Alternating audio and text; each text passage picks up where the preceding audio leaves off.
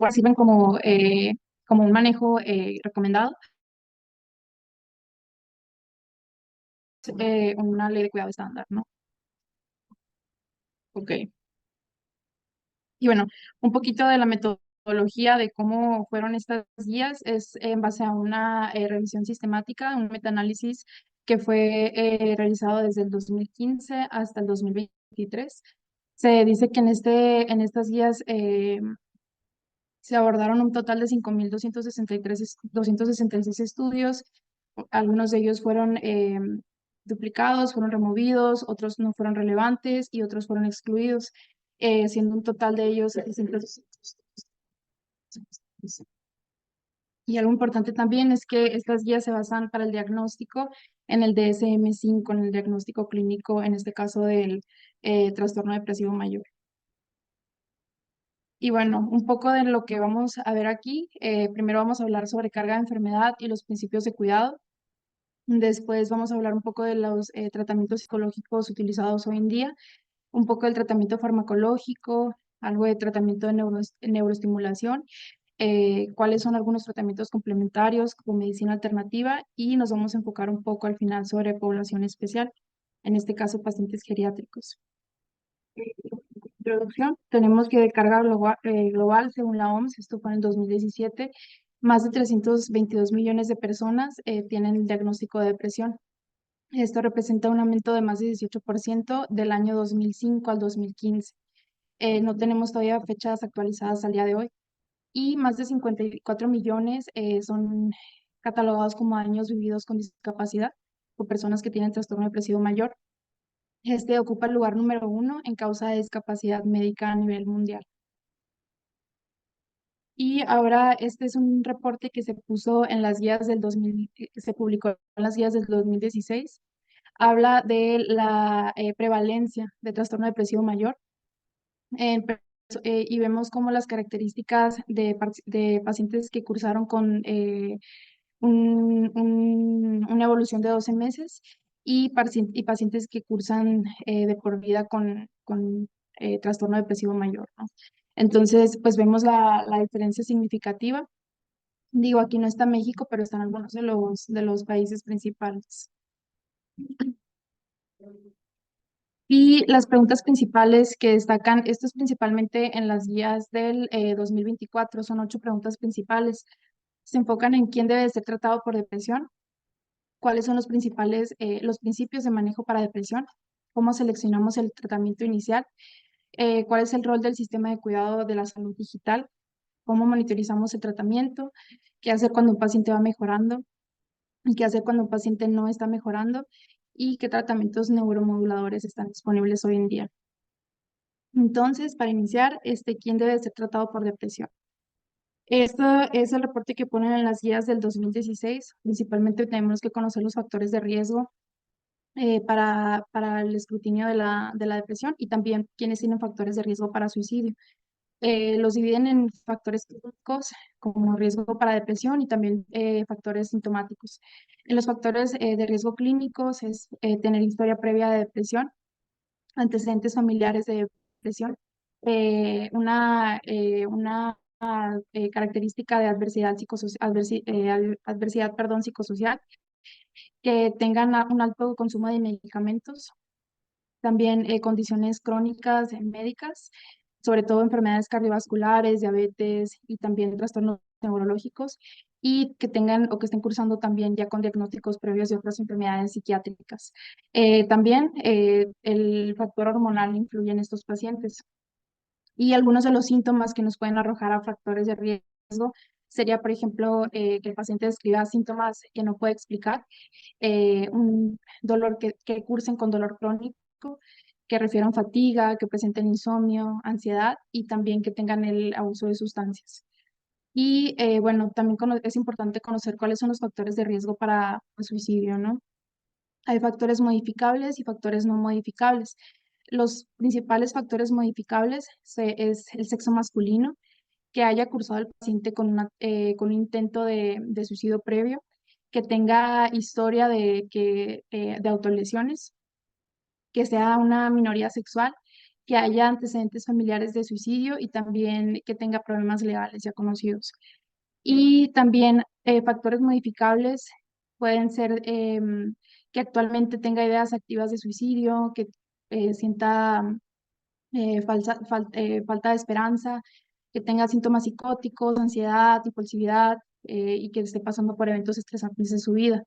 También los factores, las comorbilidades médicas, como ya mencionamos, el abuso de sustancia también es un factor de riesgo para suicidio, que estén cursando con un estrés postraumático y también que tengan antecedente de trastornos de la personalidad y el uso y también antecedente de dolor crónico. Y bueno, pues primero también es importante conocer cuáles son los criterios diagnósticos para el trastorno depresivo mayor, esto basándonos en el DSM-5 y son muy claros en cuanto a la presencia de los síntomas y la temporalidad. Debe tener durante un mismo periodo de 2 semanas, mínimo periodo, perdón, de 2 semanas, 5 o más de los siguientes síntomas que presenten un cambio desde el nivel de funcionamiento previo. Entonces, y al menos uno de los síntomas debe de ser un estado de ánimo deprimido y una pérdida de interés o placer. Entonces, los síntomas que describen son 9. Uno es el estado de ánimo deprimido la mayor parte del día, casi todos los días, indicando de forma subjetiva, esto es por el paciente. También que presente una disminución notoria del interés o el placer por casi todas las actividades de la vida diaria, la mayor parte del día, así como todos los días, esto sería la anedonia. La pérdida de peso significativa sin haber cursado con alguna dieta, o también puede ser ganancia de peso, más de un 5% en el peso corporal al transcurso de un mes, o un descenso en el apetito. También pueden cursar con insomnio o hipersomnia casi todos los días y agitación o retraso psicomotriz. Y siguiendo con la lista de los síntomas que pueden presentar, puede ser fatiga o pérdida de energía, que se sientan, que tengan sentimientos de inutilidad o de culpabilidad. Esto es de una manera excesiva o inapropiada. Y también que presenten disminución de la capacidad para pensar, para concentrarse o indecisión. También pueden presentar pensamientos recurrentes de muerte. No presentan temor a morir, pueden tener ideación suicida recurrentes en un plan específico o tentativa de suicidio o formulación de un plan específico para llegar a hacerlo. Entonces, este es el primer criterio, cumplir con cinco de estos síntomas. Y también se dividen en otros criterios. Los síntomas generan un sufrimiento o un deterioro clínicamente significativo en las esferas del paciente, en el ámbito social, laboral y de otra índole que es importante para el rendimiento profesional. El episodio no puede atribuirse a efectos fisiológicos de una sustancia o otra afección médica. La aparición de un episodio depresivo mayor no se explica mejor por un trastorno esquizoafectivo, una esquizofrenia, un trastorno esquizofrenoide u otros trastornos psiquiátricos, ¿no? Y que nunca ha habido un episodio maníaco ni un episodio hipomaníaco, no han cursado con uno previamente. Entonces, ya conociendo quién es el que debe ser tratado por depresión, tenemos que conocer cuáles son los principios de manejo para depresión. Entonces, los principios de manejo clínico, algo importante a destacar es que estas guías se basan en un trastorno depresivo mayor unipolar.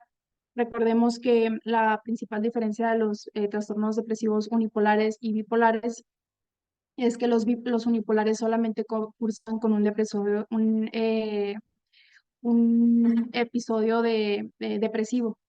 En cambio, los bipolares también tienen un episodio de manía y van alternando, van fluctuando.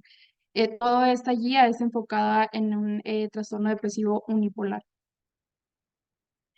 Y lo que detallan las guías del 2024 sobre los principios de manejo es obtener toda la información colateral del paciente, formular un adecuado diagnóstico y diagnósticos diferenciales. Hacen mucho hincapié en la educación del paciente y cómo debe de conocer su autocuidado, establecer una alianza terapéutica con el paciente, que comprenda el plan que vamos a llevar a cabo, que sean tratamientos basados en evidencia y ir junto con el paciente monitorizando los resultados, ¿no?, que llevan con la terapia, así como también que se evalúe muy bien la esfera psicosocial del paciente. También es importante conocer que van a haber dos fases de tratamiento. Va a estar la fase aguda y la fase de mantenimiento. Nos refieren las guías que en la fase aguda nos tenemos que hacer la pregunta de cómo hago que mi paciente se sienta mejor. Esta fase aguda tiene una duración de 8 a 12 semanas y la meta con ellos es la remisión de los síntomas, que puedan recuperar su funcionalidad. Las actividades que debemos hacer con ellos es establecer una alianza terapéutica específica, educarlos sobre su enfermedad y ser pues muy empáticos con la selección del uso de los tratamientos y siempre respetando la decisión del paciente y ya estando informados sobre los posibles tratamientos que puede utilizar. Así como también es muy importante monitorizar el proceso, el progreso que tenga el paciente. Y ya después está la fase de mantenimiento, que es una vez que ya mi paciente se siente mejor, ¿cómo hago yo para que se siga sintiendo bien? Esta tiene una duración, puede ser desde 6 meses hasta 2 años, hasta 24 meses o incluso más. Aquí nuestro objetivo principal es que recuperen la funcionalidad y su calidad de vida y principalmente evitar una recurrencia también, ¿no? Las actividades aquí ya es educar al paciente que realice rehabilitación, tratar las comorbilidades que puedan exacerbar nuestro trastorno depresivo mayor y estar siempre monitorizando para estar alertas en caso de que haya alguna recurrencia. Entonces, ya después, ¿cómo seleccionamos el tratamiento ideal? Bueno, primero tenemos que tomar en cuenta varios factores. Se tiene que tomar tiene que ser una toma de decisiones en equipo.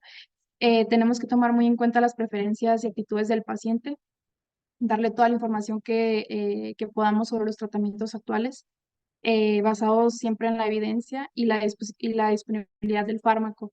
También hay que evaluar si hay un riesgo en retraso del inicio del tratamiento.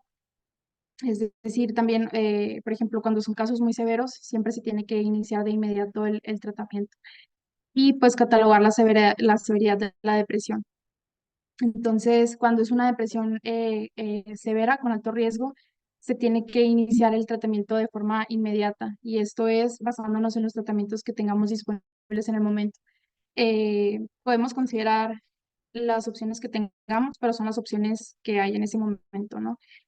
Cuando ya es una depresión leve o moderada, podemos darle la oportunidad al paciente de decidir entre un tratamiento psicológico y el uso de fármacos. Esto, aquí sí nos vamos a basar mucho más en la preferencia del paciente y lo que tengamos disponible, pero aquí ya podemos ser un poco más permisivos en la dirección en la que vamos a tomar el curso. Y cuando es una depresión psicótica, ya pues ahí sí es igual, es manejo farmacológico, tanto con antidepresivos como con antipsicóticos, e incluso con terapia anticonvulsiva, electroconvulsiva, perdón. Entonces, pues es importante que nosotros conozcamos bien cuáles son los tratamientos psicológicos que se recomiendan hoy en día. Esto son las recomendaciones de la guía del 2024, bueno, del draft que ya se va a publicar en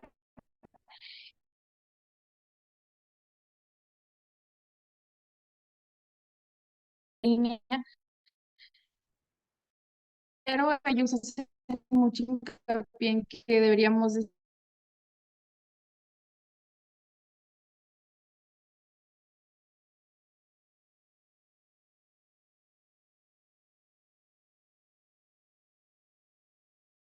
segunda línea, ya tenemos más opciones también. Una terapia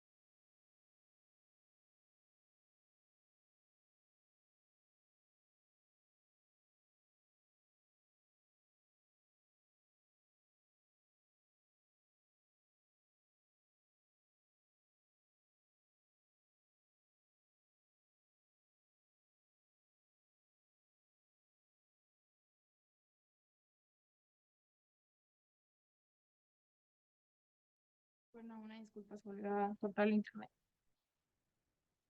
Bueno, les mencionaba las primeras líneas de tratamiento, la segunda línea. Lo que aparece en rojo son las nuevas actualizaciones, es decir, esto no aparecía en las guías del 2016. Aquí en estas nuevas guías hablan más del mindfulness y otro tipo de abordajes terapéuticos psicológicos. Por cuestiones de tiempo ya no los voy a mencionar, pero pues aquí están en la tabla. Y bueno, el tratamiento farmacológico. Este también son las nuevas actualizaciones del 2024. Es muy parecido a las que estaban en el a las de las guías del 2016. Sin embargo, también tenemos nuevos fármacos, ¿no? Estos también son los que están en rojo. La agomelatina, este está ahora en primera, es el primer lugar de la primera línea, previamente estaba en los últimos lugares, y también se agregan otros inhibidores de la recaptura de, norepinefrina, por ejemplo, el levominacipran, perdón, y el vilazodón.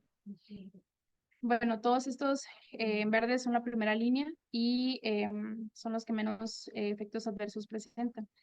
Ya la segunda línea de tratamiento, en base a la disponibilidad y cómo toleró el paciente previamente nosotros, la primera línea, se describen aquí. Aquí se agrega el dextrometorjano y bupropión en estas guías del 2024 y tenemos también los tratamientos de tercera línea. Las guías nos muestran un algoritmo para la selección del antidepresivo y primero es considerar todos los factores clínicos, si el paciente toma o no medicamentos concomitantes. Si toma manejos, si toma algún otro tratamiento, es muy importante siempre considerar la interacción medicamentosa que puede haber. Y si no están con algún otro fármaco, siempre tenemos que preguntarle si hay algún efecto secundario en especial que quiere evitar, porque pues depende del fármaco que vamos a escoger, ¿no? Y también considerar la tolerancia a las diferencias de los efectos secundarios que provoque cada fármaco. Entonces, esta es una tabla de la guía del 2016 que muestra por fármaco cuáles son la prevalencia de las principales efectos secundarios. Entonces, en base a lo que el paciente decida, por ejemplo, si él quiere tener una vida sexual activa, sabe qué fármacos no vamos a escoger para él, o si, no sé, prefiero evitar síntomas gastrointestinales, nos basamos en otro esquema de tratamiento también, ¿no? Entonces, por eso es muy importante tomar la decisión junto con el paciente. Y otros efectos adversos muy importantes que tenemos que tener en cuenta, digo, no son tan comunes, incluso lo mencionan las guías, pero siempre lo tenemos que conocer. Primero, sobre todo la prolongación del QT, principalmente con el citalopram y la quetiapina.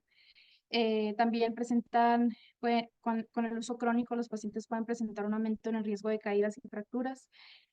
Pueden cursar con hiponatremia, sobre todo en los pacientes geriátricos, y también puede haber inhibición de la agregación plaquetaria.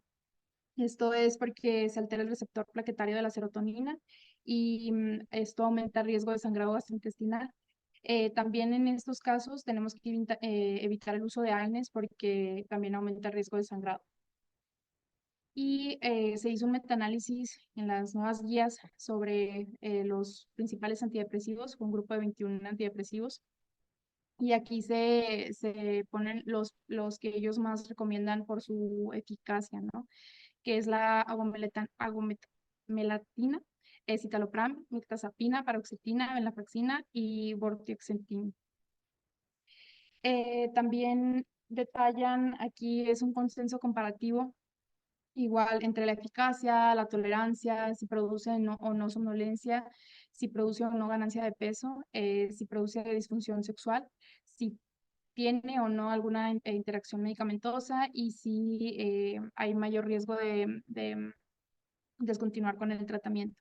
Entonces, todos los que están aquí son de primera línea. Incluso, por ejemplo, este que tiene pues más efectos adversos, ¿no?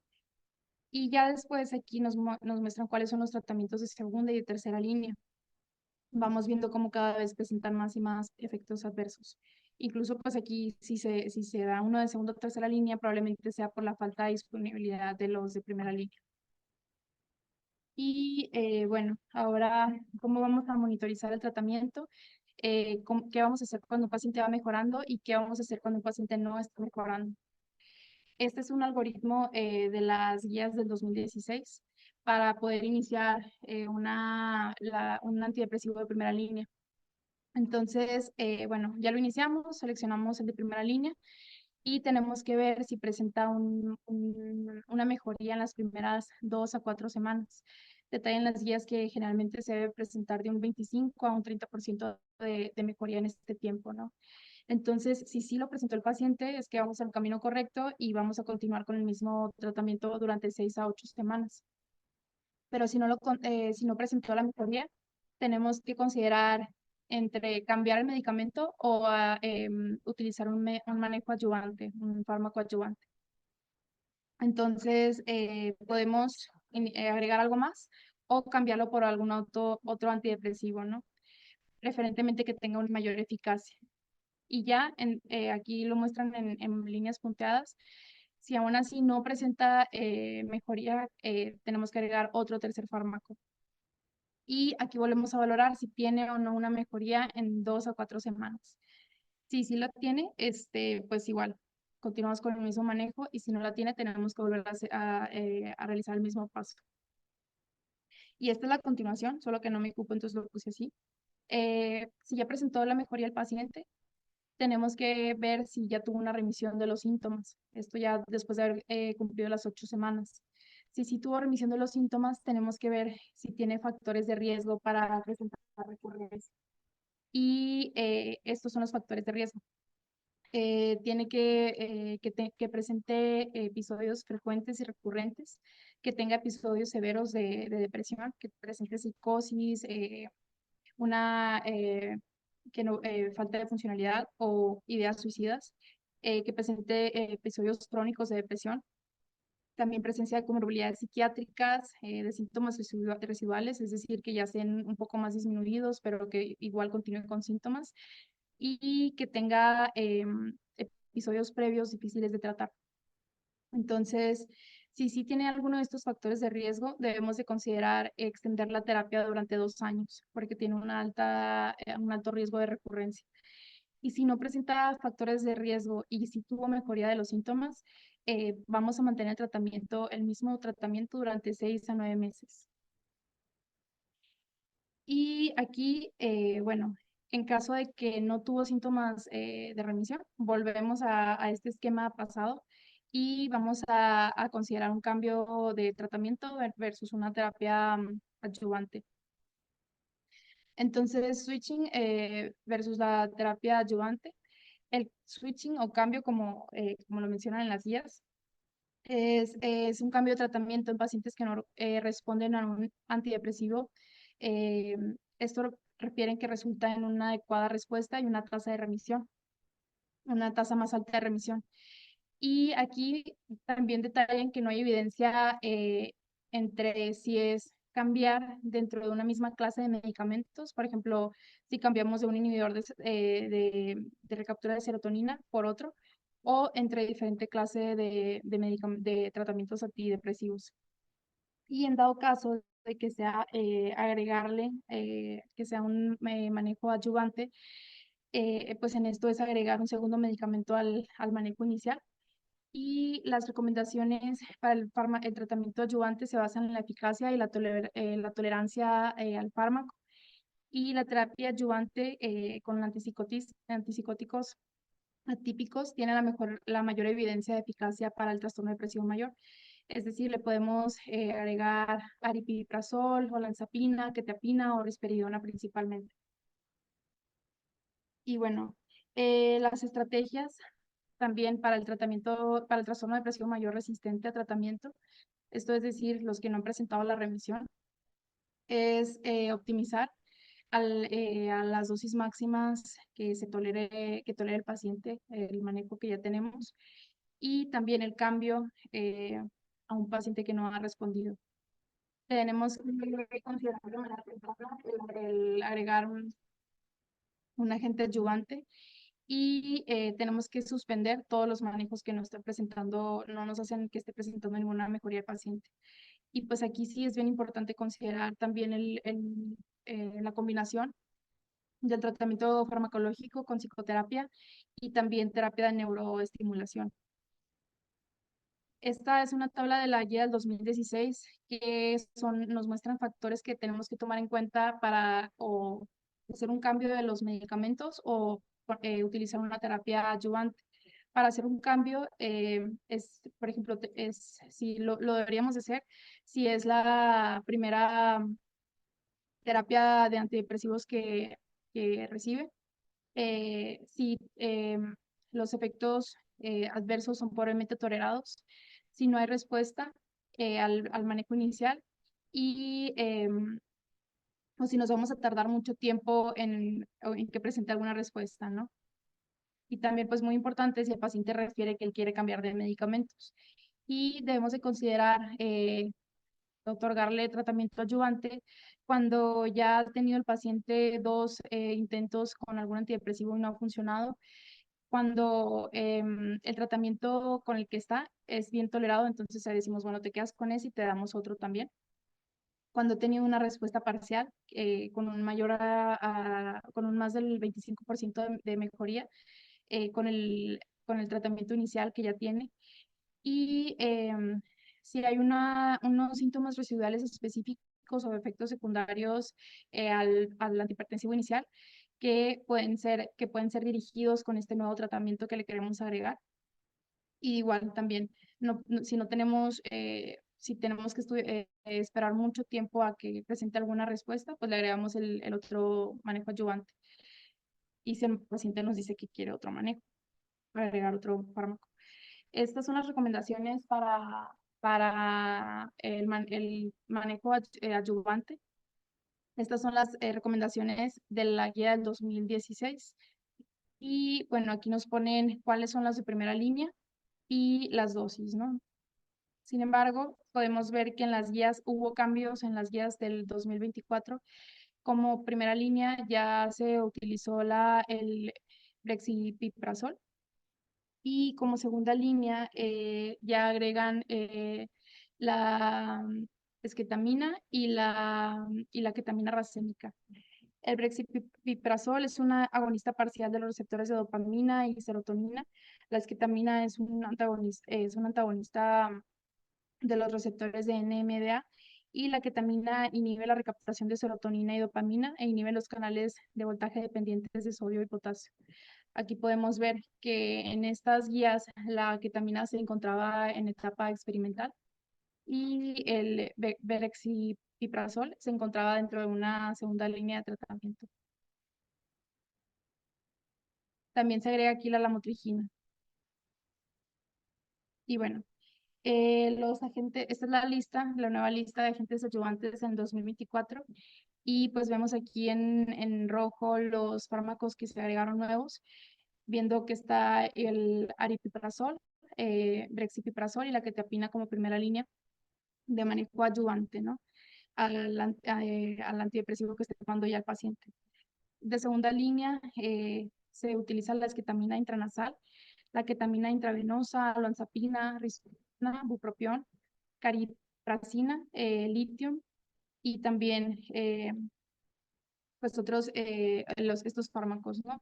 Y como tercera línea aquí en rojo cabe destacar que se agregó la lamotrigina. Mencionan que no se tiene todavía como el mecanismo exacto de cómo ayudan al trastorno depresivo, pero han presentado resultados muy favorables. También ketamina que no es intravenosa y pramipexol. Están actualmente ahora en etapa experimental los psicodélicos y también están viendo cómo actúa el cannabis en los trastornos depresivos, pero pues no está recomendado, ¿no? Entonces, aquí las guías del 2024 fueron se enfocaron mucho en el nuevo uso de la ketamina racémica, pero sí hacen hincapié que es de segunda línea, una recomendación de segunda línea, cuando ya es un tratamiento, un trastorno resistente, un trastorno depresivo resistente. Y aquí tiene que cumplir con que ha fallado en 2 intentos con 2 o más líneas antidepresivos de primera línea y que estos hayan sido de diferentes clases, así como también un agente adyuvante previo que no ha funcionado. También en las guías del 2024, y esto es nuevo, no se encontraba en las guías del 2016, incluyen mucho el manejo a través de la salud digital. Hablan de las terapias en salud digital. Estas son intervenciones eh, que son programas que brindan tratamiento para depresión vía internet o aplicaciones móviles. Están basados en tratamientos psicológicos que son basados en evidencia. Pueden ser autoguiadas o guiados por un terapeuta o algún coach. Y hay programas que son de inteligencia artificial para feedback, para recibir feedback. Mm. Presentan chatbots y también agentes artificiales para conversación. Entonces, nos mencionan las ventajas y las desventajas o los retos de estos nuevos programas artificiales. Las ventajas es que siempre están disponibles 24/7 y están pues al alcance de todos. Es menos costoso. eh, Hay unos que son gratis y hay otros que la suscripción es muy de precio muy accesible. Nos da una retroalimentación en tiempo real y podemos tener estos programas y aún así complementarlo con todo el cuidado ya médico, ¿no? de salud. Y ¿cuáles son las desventajas o los retos? Es que requiere que sean programas basados en literatura digital con evidencia. Pueden perder la privacidad y la seguridad de los datos del paciente. Pues crear esos programas es de un alto costo tecnológico. Requerimos nosotros incentivar al paciente de usar estos programas si no los conoce. Y también hay una limitada evidencia de la eficacia y la seguridad hasta el momento de los programas. Así como también muy pocos clínicos todavía las conocen. Nos mencionan las guías algunos ejemplos. Aquí solamente los subrayo para que luego, si les gustan, lo puedan ver más a fondo. Pues son diferentes aplicaciones y cada una de ellas tiene como alguna característica importante, ¿no? Unas son aplicaciones móviles, otras son como meditaciones guiadas y todo eso, pero pues es dependiendo siempre de lo que quiera el paciente. Y pues también es importante conocer qué tratamientos neuromoduladores están actualmente disponibles. Entonces, también aquí lo dividen de primera, segunda y tercera línea. La terapia electroconvulsiva la recomiendan para un trastorno depresivo mayor de alta severidad que no ha respondido bien a ninguna línea de tratamiento. También recomiendan como primera línea una estimulación magnética transcranial repetitiva, pero esto sí lo recomiendan para el trastorno que sea resistente. De segunda línea está la terapia electroconvulsiva, ya también para trastorno depresivo resistente. Aquí ya no se basan tanto en la severidad, sino que pues nos remiten los síntomas, ¿no? Y la tercera línea es una estimulación directa transcraneal, así como también estimulación del nervio vago.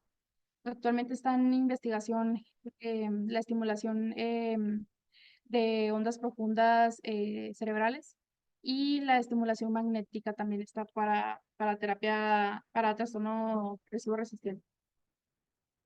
Y la terapia electroconvulsiva generalmente es considerada como una recomendación de segunda línea para pacientes con depresión resistente y puede ser considerada como recomendación de primera línea en pacientes que tengan rasgos psicóticos severos, que tengan rasgos catatónicos severos, que tengan un alto riesgo de suicidio, que tengan un deterioro físico severo, eh, que previamente ya hayan tenido ellos una buena respuesta a esta terapia electroconvulsiva o que el paciente refiera una preferencia para este manejo, ¿no?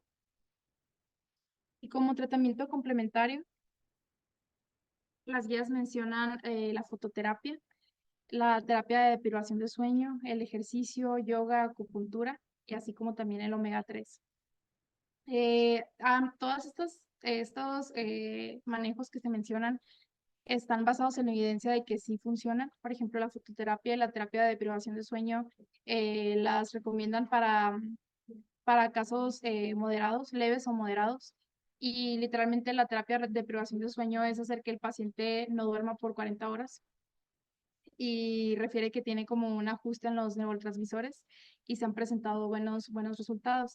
Sin embargo, en el ejercicio creo que es como lo que más detallan y lo más importante.